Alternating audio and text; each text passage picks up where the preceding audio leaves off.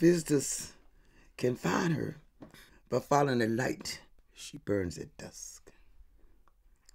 She warms her back against the chimney as she waits for the new visitors. All different kinds of orphan dangles from her shawl, statues, trinkets. Each one holds a story that she guards and keeps safe. I've come to lay my burden down. That year, it was a rough season, the coldest I'd ever made it through. I'd gotten a late start that morning when I made my first cast. When I finally hoisted it up, though, it was tangled up again. Jackets, tied up black boots, a couple hats, too.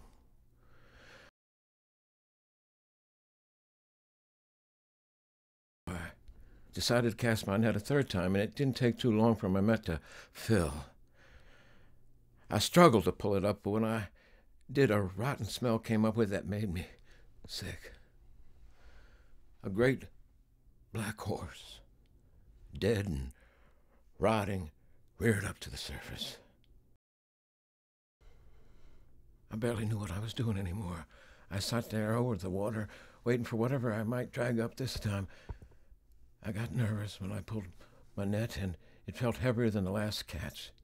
As I dragged the net back up from the dark water, I saw what I had caught. It was about 7 feet long and 4 feet wide and covered with all kinds of marks. And without thinking, I set to prying it open like I wasn't even in charge of my own hands anymore. And as soon as the lid gave way, well, a thick fog began spilling out over the sides till it flowed up into a column. You are my fisherman. I'd heard stories of this woman before. Folks, well, they called her Annie Christmas, and she was a boat captain up the big river and knew those waters like she knew the back of her hand. And all the men out on the water, well, they were stone scared of Annie, and she was tough.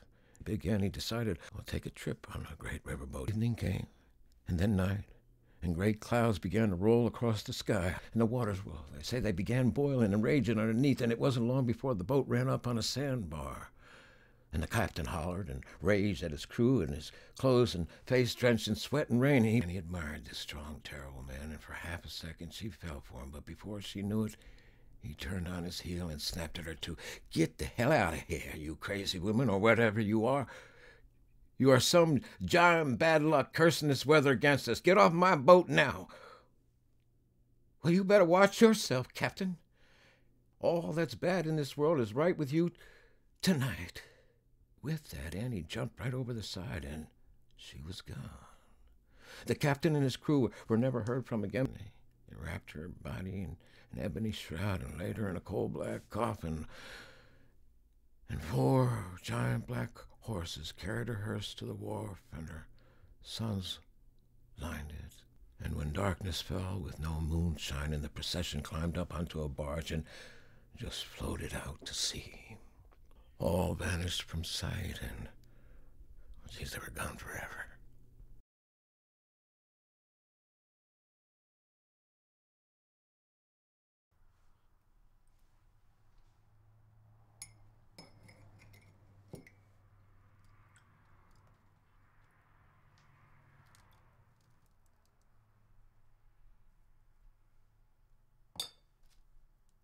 You know, I remember when the time came to take tea to my own nanny. Here you go, Teddy Bill.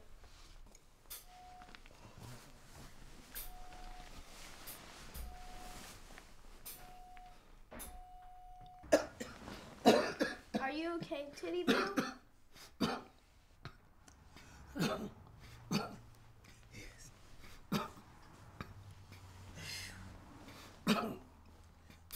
I learned everything I know from my Nana just by watching her.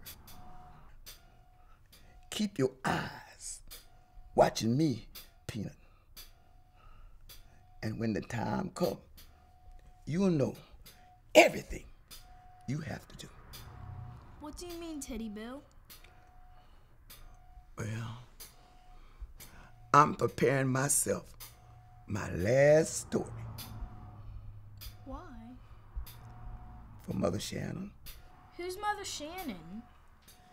Mother Shannon is the woman you go to tell your story when you have no one else in this world to tell. They say when you don't give your story away, your spirit can't move on. All you have to do is tell Mother Shannon your story for the last time and have an offering for her. And the will just to be free.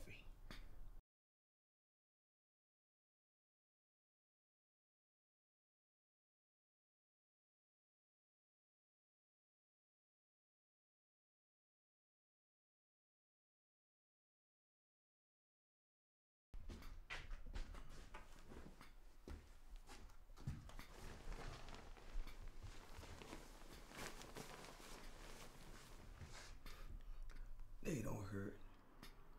They're not as bad as it seems.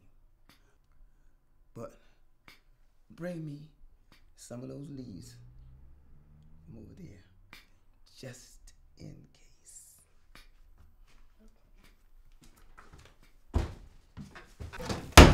Careful. You're not careful.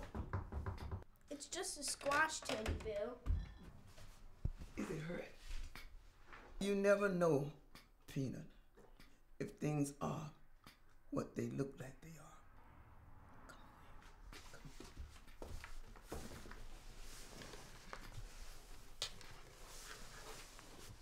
I'm going to tell you a story that was told to me a long time ago about an old widow that lived on the other side of the mountain.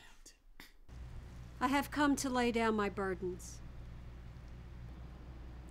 My husband left me in the lonely shadow of that mountain to go try his luck in the city. He was a no-good man, but the shame of it was he left me without any children to look after.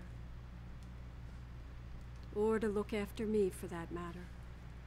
One particularly hot day, as I was tilling my vegetable patch for planting, I heard the rustling of wings come to the stop atop of an old fence post. When I looked up, though, it was a man that stood there. In his palm he held 3 seeds, which he gave to me. I followed his instructions and planted them right beside my pumpkins in the garden. By the next week, fully ripe gourds hung from them, and they were the biggest squash I had ever seen. I picked the 3 of them and set them up to dry out. When I came back at the end of the day, I just couldn't believe what met me. The kitchen swept and clean, and dinner prepared for me and on the table. The next morning, I decided to hide at home to see who had been doing my chores. It was only a few minutes later that I heard rustling in the rafters. The gourds began to shiver and shake, and soon they sprouted heads, and then arms, and then legs. Right before my eyes, they changed shape until they were no longer gourds, but children. And then they began to turn to chores. When they finished up working, they began to help each other back up to the rafters. Wait! You don't have to turn back into gourds. I can take care of you. That was the first night we all ate dinner together, as a family. They were all so helpful. Well, all except Johnny. He was much lazier than the others and spent most of his time sitting by the stove where I had first put him. One day, Johnny got underfoot and tripped me.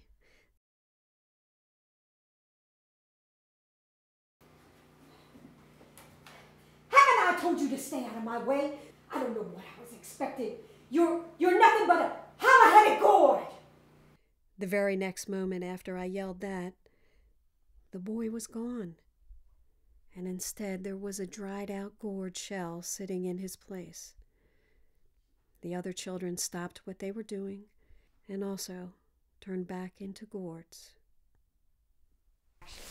Wait a minute. Ghosts and walking squashes? They can't be real. They're just stories. You never can know what's real until it happens to you. Come here. It's okay to have doubts. But sometimes the things you can't believe is more realer than you know. Let me make you some more tea.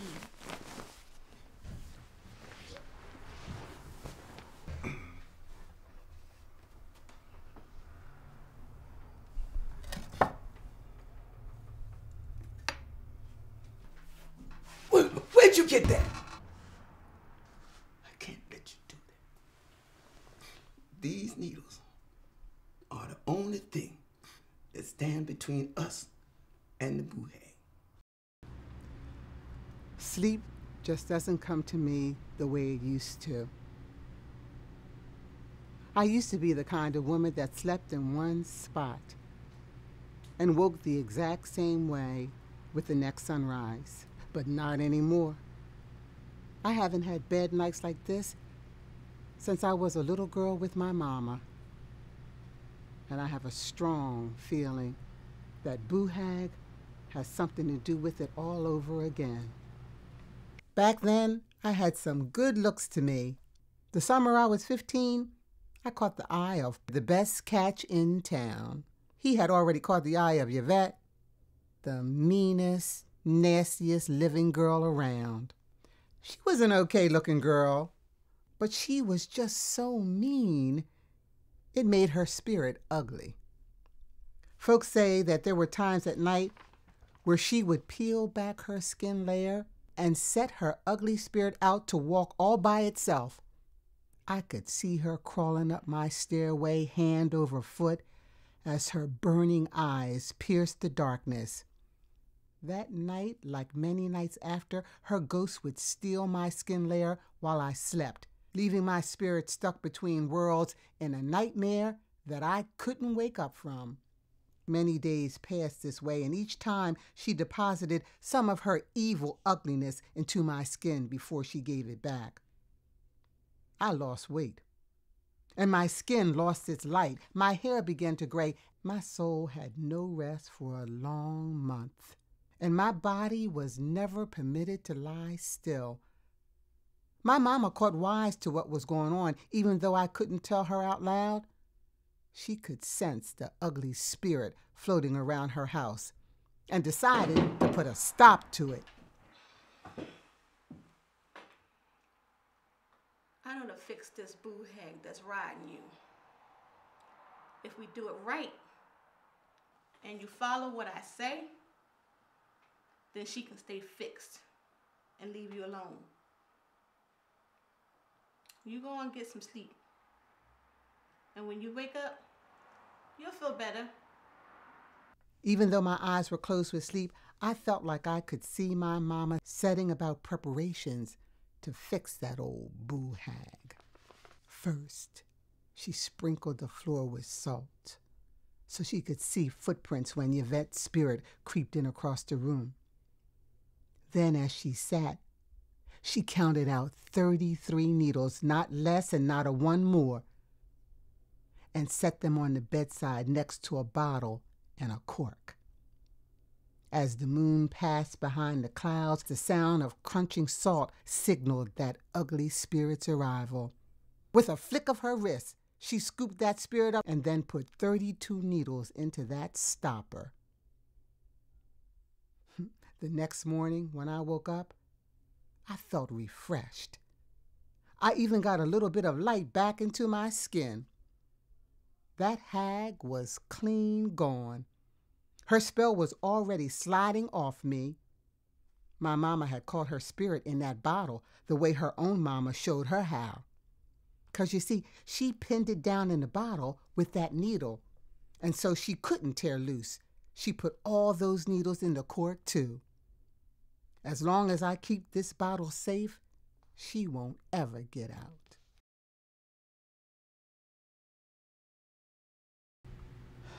But these days, I'm getting older. And I'm losing sleep again. The people of this generation, they don't know the tricks. They don't understand or believe the way my mama knew when we were growing up. My own children and grandchildren laugh at me. I'm fearful that no one will protect the bottle or its story when I'm no longer around to keep it. Do they ever come back out of the woods? No. Then how do you know that this all happened? I knew it. I knew these were all stories. I bet nothing will happen if I pull these out of this bottle.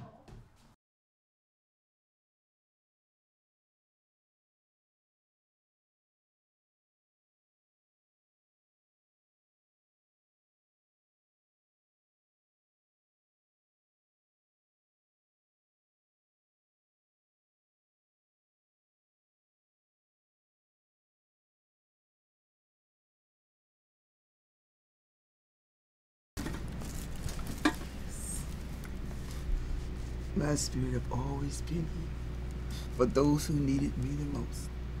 And right now, child, that's you. I just regret that I didn't teach you earlier, and perhaps I could have prevented your sadness. Just like all those other peoples that passed their stories on to me. Now I pass my story on to you. And it is your job to keep these stories. I am Mother Shannon. Now, you are.